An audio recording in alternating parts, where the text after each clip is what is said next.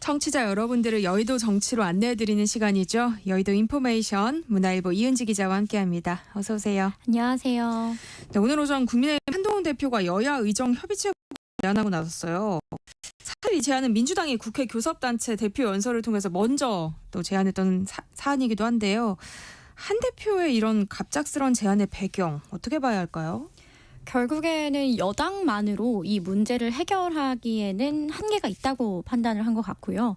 대통령실을 야당과 함께 압박하는 전략을 선택한 것으로 보입니다.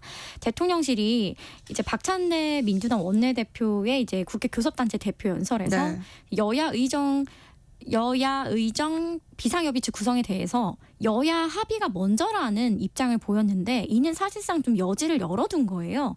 그래서 대통령실을 설득할 수 있는 건 이 협의체 구성이라고 판단한 것으로 보입니다. 다만 한동훈 대표는 이 민주당의 요청을 수용하면서도 기싸움을 벌였는데요. 이게 민주당이 먼저 요청을 한 것이고 사실상 국민의힘이 이를 받은 것인데요.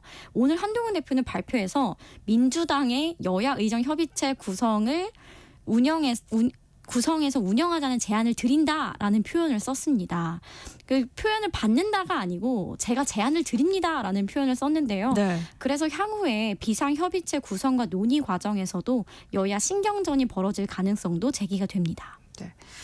대통령실도 2026년 의대 증원 규모를 조정할 수 있다면서 기존과는 좀 다른 입장을 밝혔어요. 분위기가 사뭇 달라진 것 같아요. 네, 맞습니다. 이번에는 물밑 조율이 이루어졌다고 합니다. 네. 여당과 대통령실이 미리 협의를 하고서 오늘 여야 의정 협의체를 발표한 건데요. 또 주목할 만한 게 오늘 한동훈 대표가 여야 의정 협의체를 받는다는 발표를 하기 전에 추경호 원내대표도 오늘 당 회의에서 여야가 2026년 의대 증원 규모 논의를 위한 협의체를 만들자라고 하면서 힘을 실었습니다. 이는 한동훈 대표, 추경호 원내대표, 대통령실 모두가 사전에 협의와 조율을 통해서 내놓은 결과입니다. 그렇다면 왜 한동훈 대표가 유예안을 말할 때는 대통령실이 완강하게 반대를 하다가 네.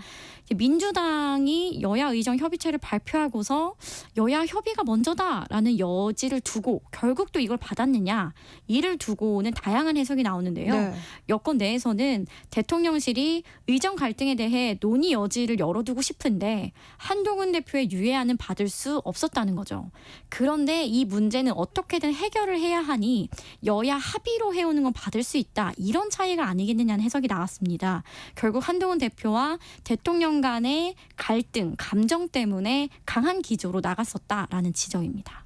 그러니까 사실 어제까지만 해도 대통령실이 전국 응급 현장에 비서관급 참모진을 파견하겠다 막 이러면서 의료 개혁에 강행하겠다는 아주 굳은 의지를 내비쳤다고 보이거든요. 네, 그래서 이번 협의체를 받는 문제와 이것의 상관관계가 무엇이냐. 사실 이거는 아직 뭐 구체적으로 밝혀진 바는 없는데요.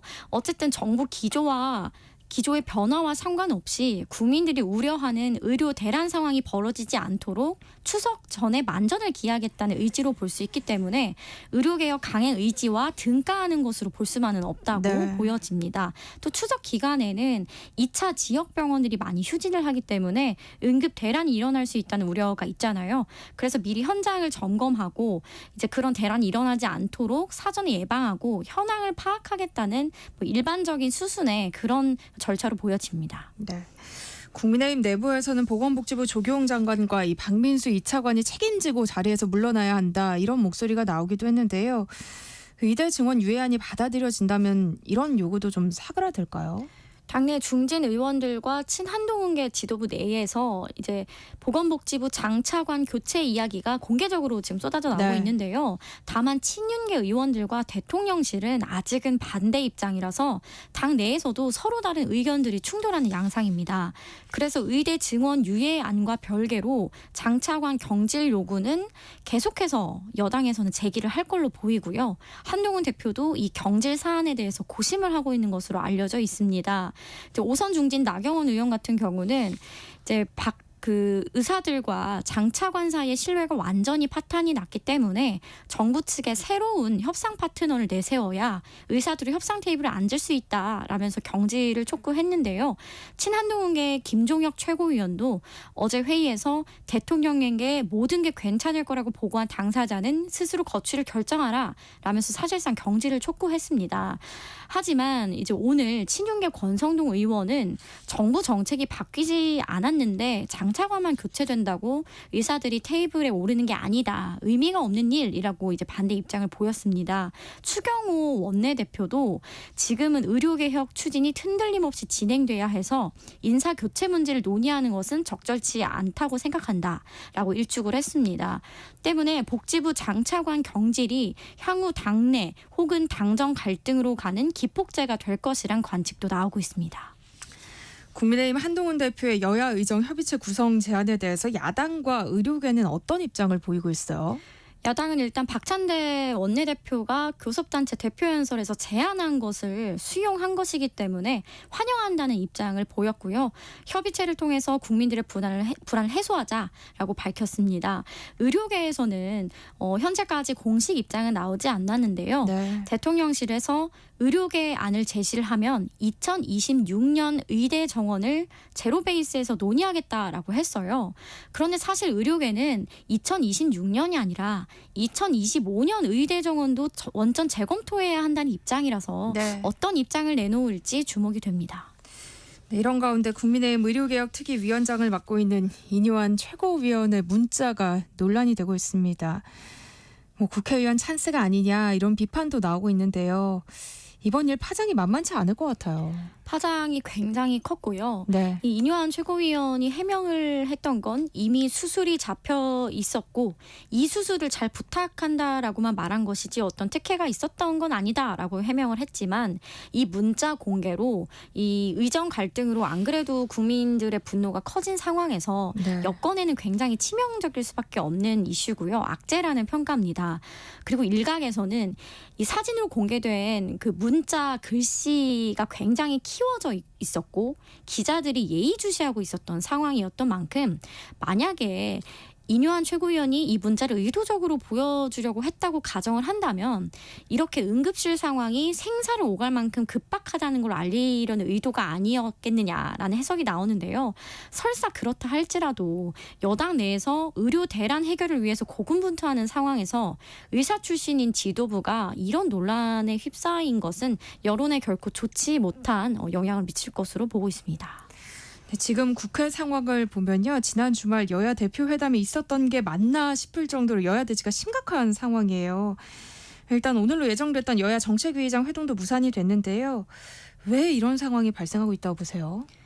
일단 여야 대표 모두 1일에 진행한 여야 대표 회담에 대해서 만족할 만한 성과가 나오지 않았다고 판단을 하고 있다고 합니다. 실제로 선언적인 합의만 있었을 뿐 구체적인 합의는 하나도 없었기 때문에 빚어진 결과이기도 한데요. 또 대표회담이 끝난 지 이틀 만이죠. 지난 3일에 민주당이 야5당과 공조해서 제3자 추천 최상병 특검법을 발의했습니다. 또 그 바로 다음 날에는 국회 법제사법위원회에서 이를 상정해 소위원회로 내려보냈는데요. 여당은 이에 반발해서 회의에도 불참한 바 있습니다.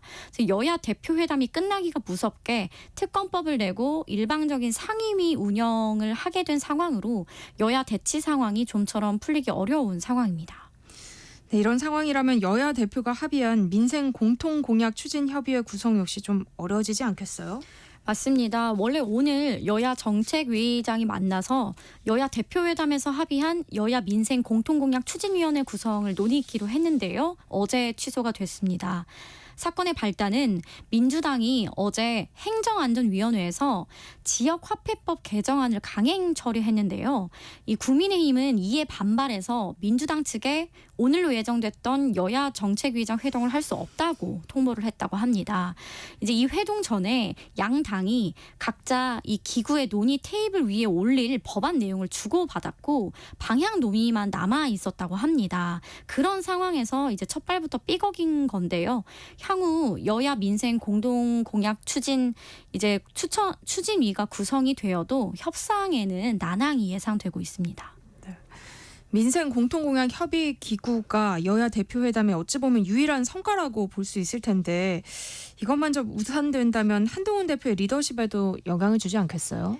사실 이 협의 기구는 이제는 원내대표와 정책위의장이 협의하는 원내 차원으로 기구가 내려가서 이 기구 무산이 곧 한 대표 리더십으로 직접적인 영향을 미치진 않을 것으로 보입니다. 다만 민주당에서는 이 협의 기구 무산을 명분으로 결국 한동훈 대표의 대표 회담의 실익과 성과가 하나도 없다. 결국에는 이재명 대표가 윤석열 대통령과 만나서 담판을 지어야 한다라면서 대표 회담 무용론과 함께 영수회담 필요성을 강조하는 계기가 될 가능성은 있어 보입니다. 네. 또 한동훈 대표가 이 최상병 특검법 문제를 어떻게 풀어가느냐에도 관심이 쏠리고 있어요. 일단 민주당이 한동훈 대표가 제안한 제3자 추천 방식 이 최상병 특검법을 다시 발의했기 때문인데요. 여기에 대한 지금 한 대표의 입장은 뭐예요? 민주당에서 발의한 그 제3자 추천 방식의 최상병 특검법 내용을 보면 대법원장이 4명을 추천하면 그중에 야당이 2명을 추려서 대통령이 1명을 임명하도록 돼 있습니다. 그리고 대법원장이 추천한 특검이 마음에 들지 않으면 야당이 재추천을 요구할 수 있는 비토권도 포함이 됐는데요. 국민의힘에서는 이러한 민주당의 특검안은 문의만, 형식만 제3자 추천이시 사실상 야당이 특검을 임명하는 것이기 때문에 반대하는 입장입니다. 그러니까 한 대표가 주장한 건 이제 대법원장이 4명을 이제 추천을 하면 그중에 대통령이 1명을 임명하는 안에 가까운데요. 네. 그런 안을 민주당이 낸다면 얼마든지 합의할 수 있지만 이런 안은 안 된다는 겁니다. 한 대표의 입장은 민주당의 이 제3자 추천 특검법에 끌려다니지 않고 국민의힘 내의 사정과 시간에 맞춰서 특검법 발의를 추진하겠다는 겁니다. 의원들의 의견도 충분히 수렴하고 정치적 상황도 고려하겠다는 의지입니다. 네, 그런가 하면 지금 정치권에선 민주당이 제기한 계엄령 준비 의혹을 두고 공방이 벌어지고 있는데요. 민주당은 구체적인 제보가 있다면서도 정확한 내용은 또 내놓지 않고 있어요. 여기에는 어떤 이유가 있는 걸까요? 오늘 김민석 민주당 최고위원이 윤석열 대통령에게 정부의 계엄령 준비 의혹을 공개 토론하자라고 제안을 하면서 논란이 계속 사그라들지 않고 있습니다. 민주당 내에서도 구체적인 제보가 있었다는 걸 전해 들었다는 사람만 있는 상황이에요. 안규백 의원은 들은 적이 없다. 천준호 의원은 제보를 받았다라고 하는 이야기를 전해 들었다. 구체적 내용을 확인해 드릴 수 없다라고 하는데 정말 구체적 제보가 있었는지는 확인이 되지 않고 있고요. 국민의힘의 에서는 전형적인 민주당식 괴담 정치다. 아니면 말고식 선동을 하고 있다라는 이야기를 하고 있는데요. 대통령실도 전혀 사실이 아니니 이재명 대표가 대표직을 걸어라라고 강경하게 나오고 있습니다. 그러니까 사실 계엄령 준비 의혹은 이재명 대표가 여야 대표 회담 모두 발언에서 꺼내면서 좀 공식화된 측면이 있잖아요. 이 대표의 전략은 뭐였을까요? 이 대표가 이날 그 여야 대표회담에서 미리 모두 발언을 준비하지 않고 대략의 키워드만 가지고 가서 연설을 즉석에서 했다고 합니다. 이 이유는 한동훈 대표가 이제 먼저 발언을 하는 순서였는데요. 이 한동훈 대표가 준비된 발언을 읽는 가운데서도 그 옆에서 계속 원고를 고치고 있었다고 합니다. 그래서 한 대표가 어떤 말을 하느냐를 듣고 이에 대해서 대응을 하겠다는 전략인 것으로 보여요. 그래서 한동훈 대표가 먼저 이재명 대표의 재판 관련해서 1심 판결이 나오면 수용을 했으면 좋겠다라고 먼저 좀 긁는 발언을 했는데요. 이를 두고 비공개 회담에서 민주당에서도 불쾌감을 표하며 항의를 했다고도 합니다. 그래서 이 대표도 이러한 발언을 듣고 기싸움에서 밀리지 않고 싶었던 것 같고요. 지지자들과 일부 중도층에서 정부에 갖고 있는 불신, 이를 적극 활용해서 계엄이란 그런 공포 용어를 쓴 것으로 보여집니다. 결국 지지층 결집 의도가 가장 크고요. 지지층이 듣고 싶어하는 분노를 자극하는 의혹을 꺼낸 것으로 풀이가 됩니다. 네. 끝으로 이 얘기도 좀 해봤으면 하는데요. 기시다 일본 총리가 오늘 우리나라를 방한해서 윤 대통령과 정상회담을 가질 예정이에요. 외교가에선 이런 방안을 굉장히 이례적으로 보고 있죠. 네, 맞습니다. 기시다 총리가 이제 오늘 27일로 예정된 자민당 총재 선거에 불출마 선언을 하면서 총리 임기가 한 달도 남지 않은 이른바 말년 총리입니다. 네. 그리고 윤석열 대통령과 이미 11번이나 회담을 한 사이이기 때문에 차기 총리에 부담을 줄 수 있는 약속을 내놓기도 어려운 상황이에요. 그래서 뚜렷한 의제나 계기가 없이 만났을 때 우리로서 실익이 있을 것인가, 이런 점에서 이례적인 이례적이란 이야기가 나오고요. 실제 퇴임이 임박한 해외 정상의 방한 사례는 찾기가 어렵고 과거에 알려진 이러한 고별 회담의 경우도 다자회담을 계기로 한 해외에서 만남이 대부분이었기 때문에 이례적이라는 이야기가 나오고 있습니다. 그러니까 사실 우리 정부 입장에선 그렇게 좋은 타이밍은 아니었던 것 같은데요. 받아들인 이유가 궁금해요. 자, 한일 관계 복원이라는 그 치적을 부각하는 무대가 될 것이란 전망이 나오는데요. 윤석열 대통령 입장에서는 기시다 총리와의 셔틀 외교를 결산하고 새로운 총리와의 협력 관계를 이어갈 발판을 마련할 계기가 될 수 있다라는 해석이 나옵니다. 여기에 미국과 관계 복원을 위해서 일본을 발판 삼기 위한 전략을 완성하기 위한 것이다 라는 시각도 존재가 하는데요. 또 어떤 결과물이 반드시 있어야 한다는 게 아니라 윤 대통령 입장에서도 향후 기시다 총리가 원로로서 대한 외교에 더 힘을 쓸 수 있도록 관리하는 차원으로 볼 수도 있습니다. 네, 문화일보 이은지 기자와 함께했습니다. 고맙습니다. 감사합니다. KBS